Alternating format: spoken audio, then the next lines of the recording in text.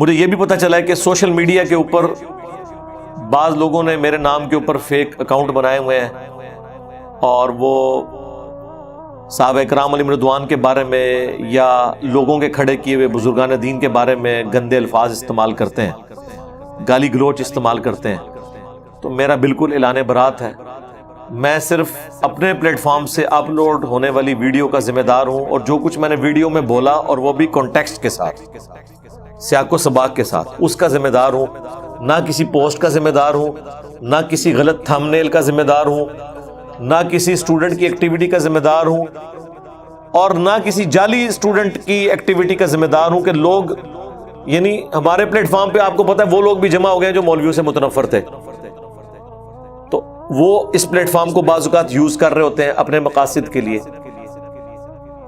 بعض اوقات جینوئنلی ہمارے اسٹوڈنٹس بھی اس طرح کی کوئی حرکت کر دیتے ہوں گے، یقیناً معصوم تو نہیں ہے، لیکن اللہ کے فضل سے یہ واحد پلیٹ فارم ہے، پہلے دن سے میں ان تمام چیزوں سے اعلان برات کر رہا ہوں۔ لیکن آپ دیوبند، بریلوی، اہل حدیث، شیعہ کے بابوں کو دیکھیں، وہ کبھی اعلان برات نہیں کرتے، الٹا اپنے سامنے اپنی اس طرح کی تعظیم کرواتے ہیں، وہ کبھی ان چیزوں کو کنڈیم نہیں کرتے۔ جو کنڈیم نہیں کرتے الٹا کرواتے رہے ہیں، ان کے بارے میں ان کا حسن ظن ہے، اور جو پہلے دن سے چیخ چیخ کے کہہ رہے ہیں کہ یہ کام نہیں کرنا، اس کے بارے میں کہتے ہیں کہ نہیں یہ کرواتا ہے۔ کتنی حیران کن بات ہے۔ جنہوں نے خود اپنی باتیں کروائی ہوئی ہیں ان کے بارے میں تو آپ ماننے کے لیے تیار نہیں ہے، جنہوں نے اپنے ناموں کے کلمے پڑھائے یا ان کلموں کو انڈورس کیا ان کو تو آپ غلط کہنے کے لیے تیار نہیں ہے۔ جو بندہ بار بار کہہ رہا ہے کہ میرا کوئی لینا دینا نہیں اس مسئلے میں، اس کے بارے میں اس طرح گمان کرنا، میں نے اسی لیے مجلس 50 جو میرا انٹرویو تھا جس میں 22 سوالات تھے 4 گھنٹے میں، اس میں نے ساری کلیریفیکیشن اپنی ذات کے حوالے سے دے دی ہوئی ہیں، 8 سے آلموسٹ 4 سال پہلے۔ ویسے تو ہمیشہ سے دیتا آ رہا ہوں جب سے یہ ویڈیوز ریکارڈ ہونی شروع ہوئی ہیں، لیکن اب آپ کو پتہ ہے والیوم بہت زیادہ ہو گیا اس دعوت کا۔ ہمارے اس پلیٹ فارم کی وجہ سے صرف یہ نہیں ہوا کہ لوگوں کے سامنے اس پلیٹ فارم کی اتھینٹسٹی سامنے آئی ہے کہ ہر چیز ریفرنس سے بیان ہو رہی ہے، یہ تو ہوا ہی ہوا ہے، لیکن اس کا سائیڈ بینیفٹ یہ ہوا ہے کہ باقی سارے فارغ ہو گئے تھے۔ وہ آپ کوئی حدیث بھی بیان کر رہے ہو نا، لوگ کہتے ہیں ان کا تو پتہ ہی نہیں ہے، کہانیاں بیان کرتا ہے، پتہ نہیں حدیث ہے کہ نہیں، ان کی کریڈیبلٹی بھی ختم ہو گئی ہے، اور ظاہر ہے کہ ٹھیک ہی سمجھتے ہیں، 100 میں سے 90 باتیں غلطی بیان کرتے ہیں وہ، تو ان کی کریڈیبلٹی علیحدہ سے ختم ہوئی ہے۔ اور پھر آ کے علماء یہ کہہ رہے ہوتے ہیں کہ جی انجینئر صاحب بند کمرے میں بیٹھ کے جناب چھوڑتے رہتے ہیں۔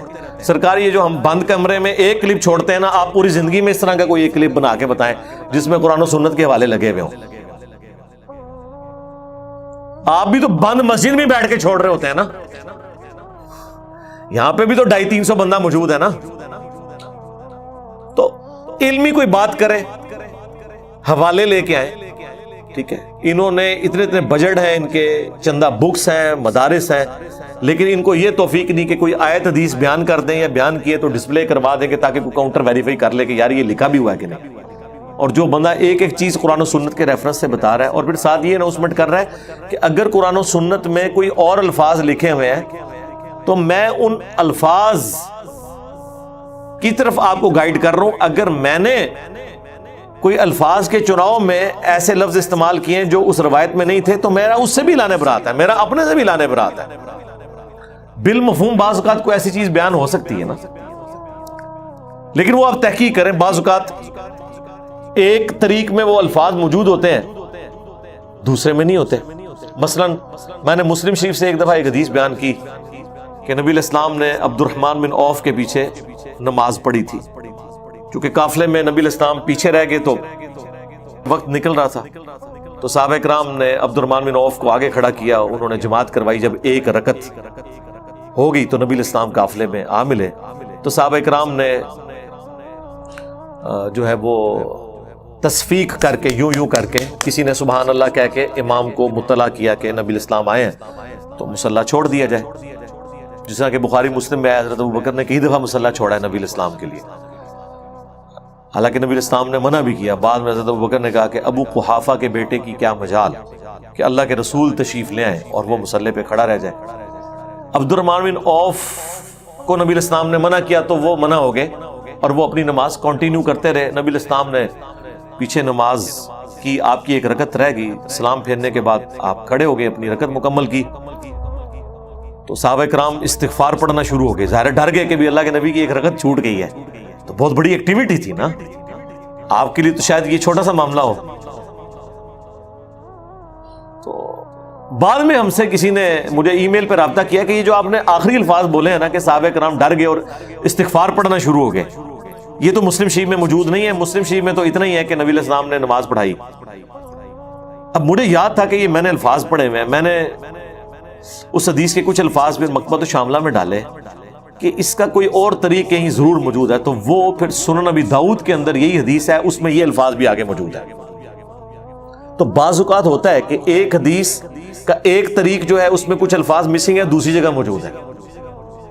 اسی طریقے سے بخاری میں یہ حدیث آدھی ہے کہ میرے صحابہ کو گالی مت دو, اگر تم احد پہاڑ کے برابر سونا بھی خیرات کر دو تو ان کے ایک مد کو یعنی 600 گرام اور اس کے آدھے کو بھی نہیں پہنچ سکتے. لیکن مسلم شریف میں یہ حدیث پوری ہے, وہاں پہ عبد الرحمن بن عوف کو گالی دے دی تھی خالد ابن ولید نے. حالانکہ خالد ابن ولید بھی صحابی تھے, لیکن وہ صلح حدیبیہ کے بعد کے صحابی تھے. حضور نے انہیں ڈانٹ کر کہا تھا کہ تم اب میرے صحابہ کو برا مت کو, اب تم اگر احد پہاڑ کے برابر بھی سونا خیرات کر دو. 7.5 کلومیٹر پہ پھیلا ہوا احد پہاڑ, اس کے برابر سونا, کیلکولیٹر فیل ہو جائیں, ارب ارب ڈالرز قیمت اس کی بنے اس کے سونے کی, بلکہ اربوں ڈالر تو اتنے سے ایریے پہ پورا ہو جائیں سونے کی قیمت.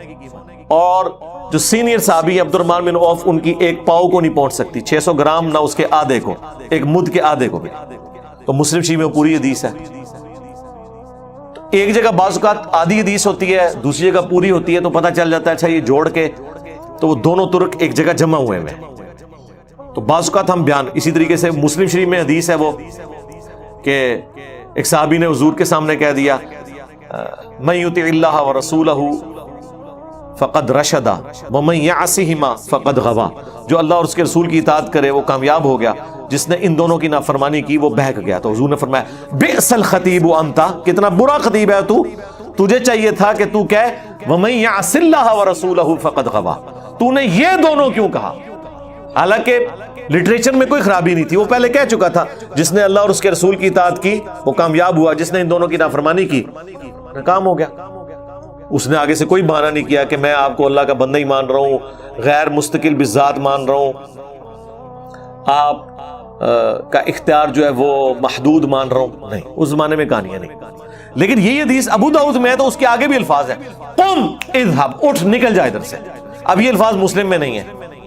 تو اب میں جب کمبائنڈ کبھی کوئی حدیث بیان کروں گا تو میں سارا پورا سینیریو بیان کروں گا, اور وہ ہوتا ہے ظاہر ہے یہاں پہ اب 200-250 بندے بات سن رہے ہیں, کوئی میری 90% باتیں یاد رکھے گا, کوئی 80% یاد رکھے گا, اور پھر ایک دوسرے کو ریکال کریں گے. تو صحابہ کرام بھی کچھ حدیث جتنی ان کو یاد ہوتی تھی بیان کر دیتے تھے, بعض کو یاد آتا تھا نہیں اس میں یہ بھی الفاظ حضور نے ساتھ کہے تھے تو وہ بھی بیان کر دیتے تھے.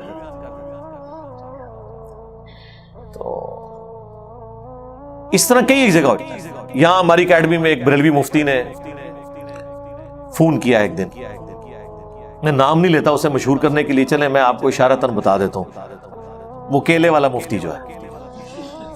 اچھا, تو اس نے یہاں فون کیا, اس نے کہا جی کہ آپ کے انجینئر صاحب حدیثیں بیان کرتے ہیں, اور اب وہ جو برار بھائی نے نا جو فون سن رہے تھے نا, انہوں نے اس کی وہ آڈیو اونچی کر دی تاکہ میں بھی سن لوں. مجھے کہنے لگا جی اس طرح فون آیا, تو پہلے تو کافی دیر تک لگا رہا, میں نے کہا کس سے لگے ہوئے. اس نے جب آواز اونچی کی مجھے سمجھ آ گئی, میں نے کہا یہ تو عالم دین ہے. تو اور عالم دین ہم سے یہ پوچھ رہا ہے کہ جی وہ انجینئر صاحب نے ویڈیو میں بیان کیا ہے, اپنے پمفلٹ میں بھی انہوں نے لکھا ہے کہ نبی الاسلام کے اوپر جب بیماری کا غلبہ ہوا تو تکلیف کی وجہ سے بار بار اپنے چہرے سے چادر ہٹاتے تھے اور کہتے تھے لعن اللہ الیہود والنصارى اتخذوا قبور انبیاء مساجدہ, اللہ کی لعنت ہو یہود و نصارہ پر کہ انہوں نے نبیوں کی قبروں کو سجدہ گاہ بنا لیا تھا. اور ساتھ ام عائشہ کے الفاظ ہیں کہ اگر ہمیں خطرہ نہ ہوتا کہ لوگ رسول اللہ کی قبر پہ سجدے شروع کر دیں گے تو ہم زائرین کی زیارت کے لیے اس قبر کو اوپن چھوڑ دیتے ہیں. تو یہ باقی الفاظ تو مل گئے ہیں، لیکن یہ جو الفاظ ہیں کہ حضور گھبراہٹ کی وجہ سے اپنے چہرے مبارک سے چادر ہٹاتے تھے، یہ تو بخاری مسلم میں موجود ہی نہیں ہے. تو یہ رسول اللہ پہ جھوٹ باندھا ہے آپ کے انجینئر صاحب نے. انہیں کہ رجوع کریں. اب جس کو تھوڑا بہت بھی علم حدیث ہے نا، تو اسے یہ بات پتا ہے کہ بخاری مسلم جو پرنٹ ہو رہی ہے نا عربی میں، اس میں ہر حدیث کے اینڈ پہ نا اس حدیث کے جو باقی طرق ہیں نا ان کے نمبر بھی لکھے ہوئے ہوتے ہیں.